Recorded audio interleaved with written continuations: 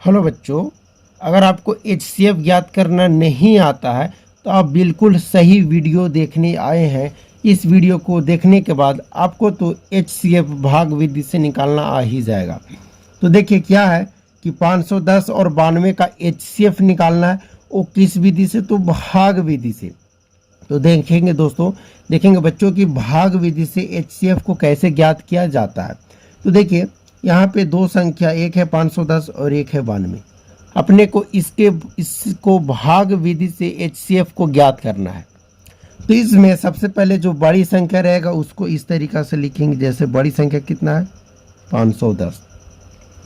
इसको बचपन में जिस तरीका से भाग देने के प्रोसेस यानी भाग देने के लिए घेरा देते थे उस तरीका से देंगे।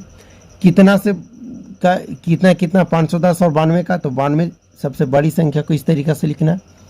उसके बाद जो दूसरा छोटी संख्या रहेगा उसको इस तरीका से लिखना है। बस अब तो समझ गए होंगे कि 510 को भाग देना है 92 से। अब आपको इस तरीका से भाग लगाना है कि जो यहाँ पे शेषफल आएगा वो भाजक से छोटा हो जाए।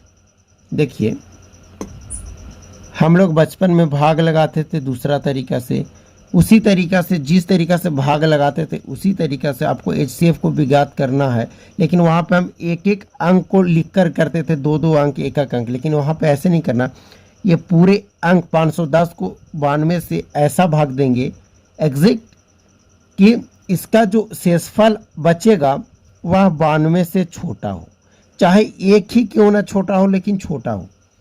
तो अगर आप दिमाग लगाइएगा तो 92 को हम कितना बार में लगाएं कि 510 से ज़्यादा नहीं होना चाहिए, इससे कम होना चाहिए। 510 से ज़्यादा नहीं, इससे कम होना चाहिए। तो हम 5 बार में लगाएंगे, तो यहाँ पे लगाएंगे तो 5 दूना 10 के 0, 9 5 45 और एक बचा हुआ है 46, यानी कि 460। अब इसको हम घटाएंगे, 0 में से 0 गया 0, 1 में से 6 नहीं घटेगा, एक पैंचा लेगा, 11 में से 6 गया 5, बच गया 4, 4 में से 4 गया 0, यानी खत्म।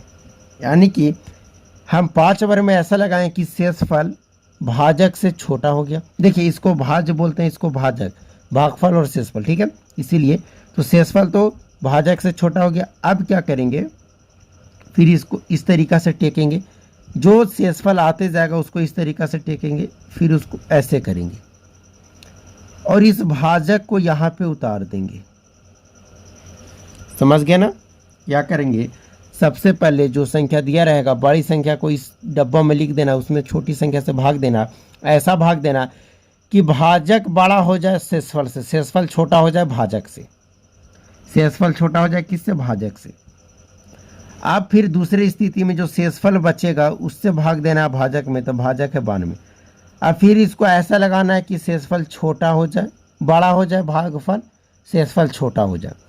तो 50 से हम एक बार में लगाएंगे, 2 बार में लगाएंगे तो 100 ज़्यादा हो जाएगा, 50, 2 में से 0 हो जाएगा 2, 9 में से 5 जाएगा 4, यानी कि 42।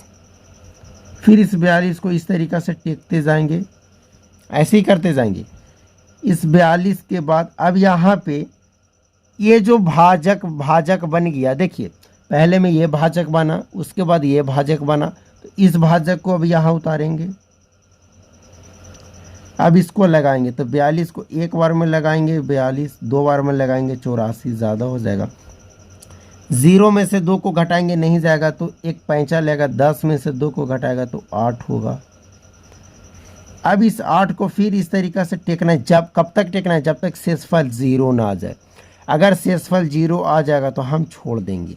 अभी तो शेषफल 8 आया, फिर 8, फिर इस 42 को यहाँ पे उतारेंगे, यानी कि इस भाजक को हम भाज्य बनाते जाएंगे। 8 पंजा 40, 2 में से 0 गया 2, 4 में से 4 गया, खत्म। अब फिर इस 2 शेषफल को क्या बना देना है? भाजक, और इस 8 को क्या बना देना है? भाज, 2 चौके 8। फाइनली यहाँ जो शेषफल आ गया आपका 0 आ गया। तब शेषफल 0 आ गया तो आपका एचसीएफ जो होगा कि किसका 510 और 92 का।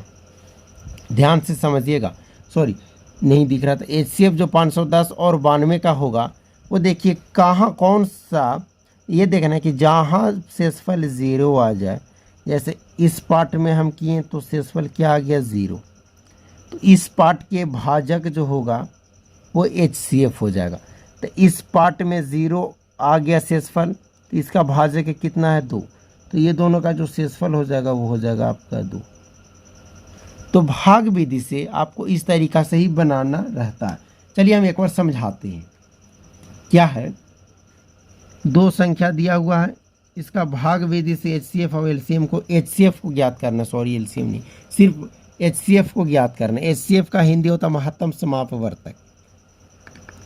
तो जो बड़ी संख्या रहेगा उसको इस तरीका से डब्बों में लिखना है, उसको छोटी संख्या से भाग देना है। ऐसा भाग देना है कि यहाँ जो भाजक रहे वो शेषफल छोटा हो जाए भाजक इससे, यानी कि 92 बड़ा हो जाए किससे, 50 से, तो ये तो ऑब्वियसली बड़ा है। उसके बाद ये जो शेषफल बचा फिर इसको भाजक बना देना है, और यहाँ पे जो भाजक है उसको भाज्य बना देना है।